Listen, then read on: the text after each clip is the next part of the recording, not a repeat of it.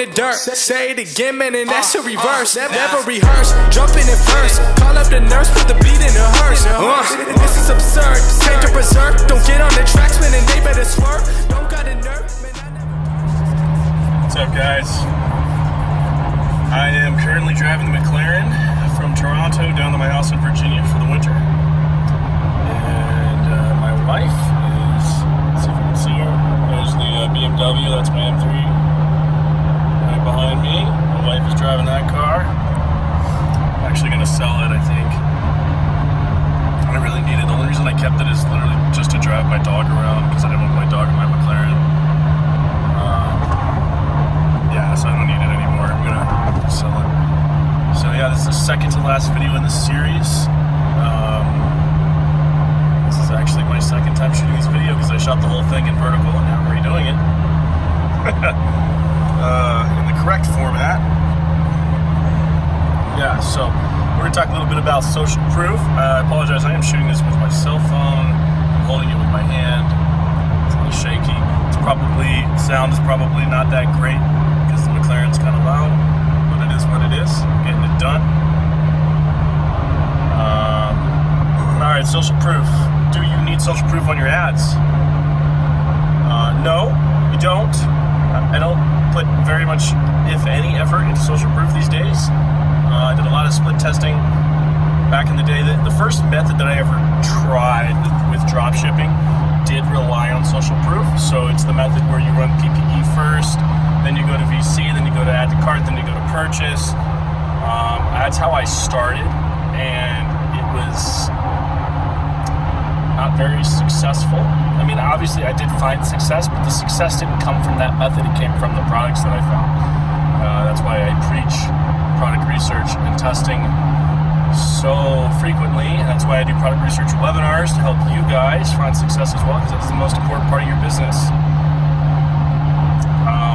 So social proof when it comes to drop shipping can be found in a few ways, and I think the first one is whether or not to run engagement ads for your products. So should you run PPE ads to your PPE campaigns to your ad sets or to your ads in order to have more likes, more shares, more clicks, not clicks actually, more comments, because Facebook segments people into different categories, and the people that are when you show an ad, when you pay for a PPE ad, basically Facebook is now showing that ad to a segment that they have of people who are habitual engagers. Okay, these people they like and they comment on everything that they see. These are high engagement profiles, and so that's what you're paying for. You're not going to get any conversions, or you might get a couple lucky ones, but nothing that's scalable, nothing that's consistent, because these are engagers. Okay, they're not converters. And there are some theories floating around that running engagement ads can lower your CPMs, because if Facebook thinks that the ad is more engaging, more positive to their environment, then they'll give you cheaper traffic, and that is relatively true. I don't know I don't know if paying for engagement actually triggers this to happen. I have tested it a ton, and I do occasionally still run engagement ads to some of my better performing products, just to keep them. I feel like it can add a little bit to the momentum of the product, but I don't really have any solid data to prove it. I just feel like running an extra $20 a day isn't going to hurt, and so I'll do it.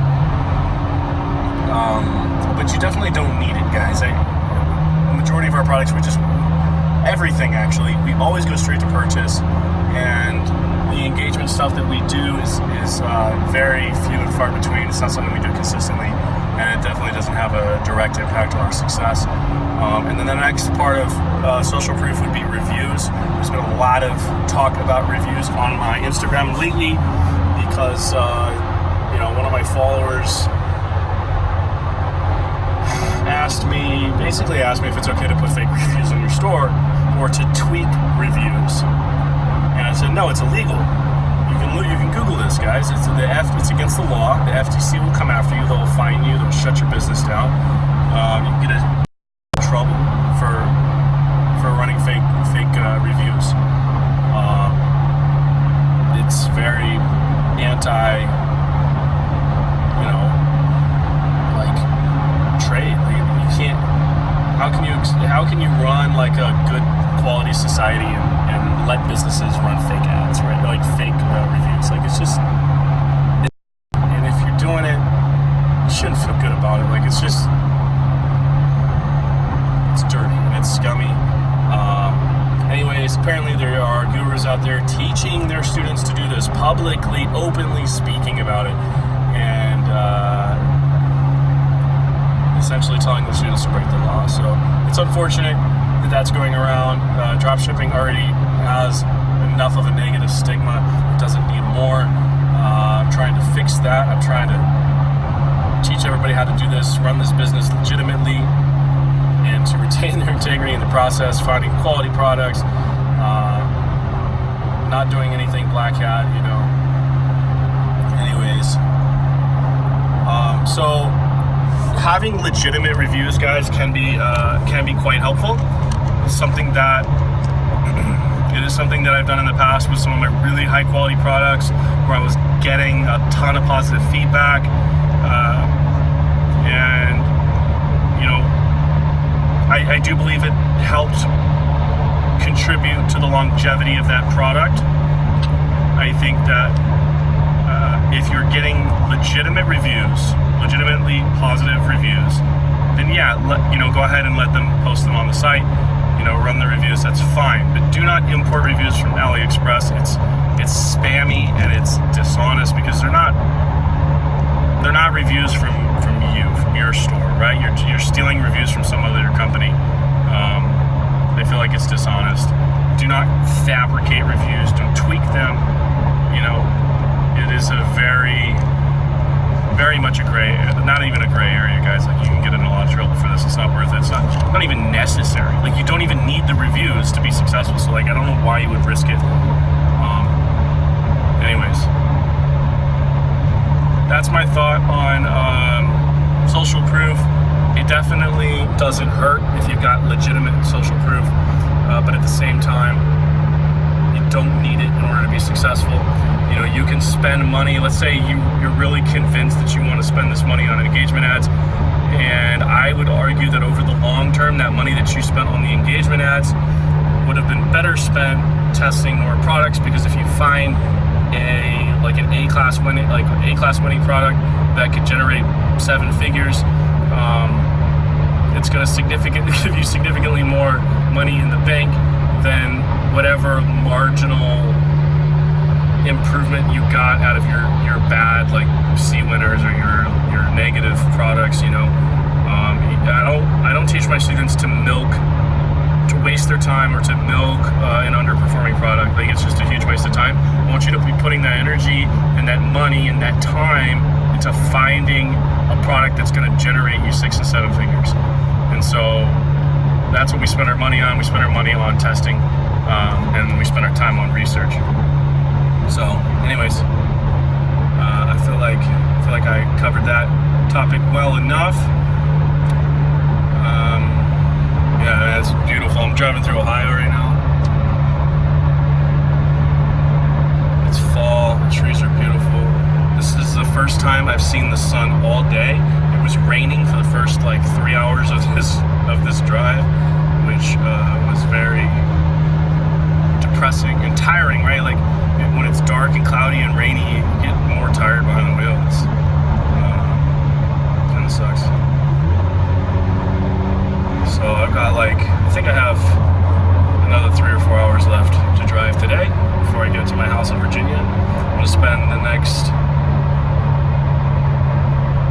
few days with my kids and my wife. We're going to celebrate Halloween. We're going to, trick or treat and all that fun stuff. And then on November 1st, I'm flying to Puerto Rico for 2 months. So I got to finish out my days in order to get my tax incentive. And then actually the family's going to come down and spend 2 weeks for Thanksgiving and 2 weeks for Christmas down there. So I won't be away from my family for 2 months, which is really good.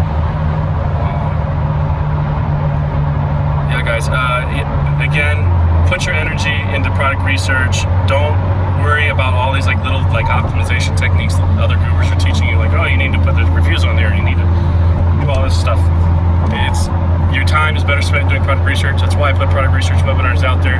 That's why I talk about it all the time. I actually just posted a screenshot on my Instagram today of a student who used my product research technique and my to find a winning product. He built a niche store around that product, which is what I teach. Once you find a winner, you want to find other products in that category, because now your ad account is fine-tuned. Your ad account is optimized for that, for those types of products. So it's good to just to fill it out, fill the gaps, find more products like that. Anyways, he built a niche store around that product. He did $100,000 in a month. As soon as he found that product, he did $100,000 in 30 days. It's incredible. His life has changed forever.